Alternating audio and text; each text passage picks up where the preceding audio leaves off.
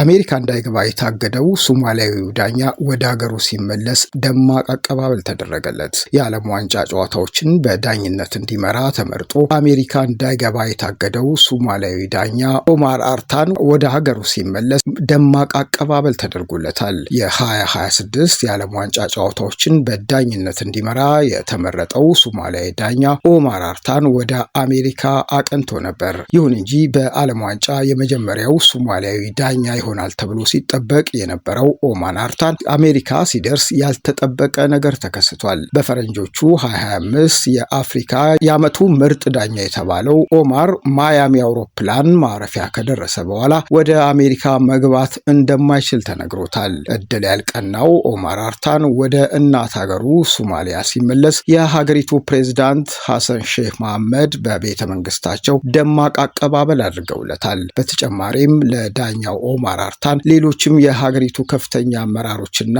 የሞቃዲሾ ከተማ ነዋሪዎች ደማቅ አቀባበል በማድረግ አጋርነታቸውን አሳይተዋል። ፕሬዝዳንት ሐሰን ሼህ መሐመድ ዳኛ ኦማር እስካሁን ላሳየው ስኬት እንዲሁም ለሀገሩ ላበረከተው አስተዋጽኦ ምስጋና አቅርበውለታል። በቀጣይ ለሚያከናውነውም ስራ ከጎኑ መሆናቸውንም አረጋግጠዋል። ፊፋ የአሜሪካ ባለስልጣናትን በጉዳዩ ላይ ካነጋገረ በኋላ ዳኛው በውድድሩ ላይ በዳኝነት እንደማይሳተፍ ይፋ ማድረጉን ቢቢሲ ዘግቧል።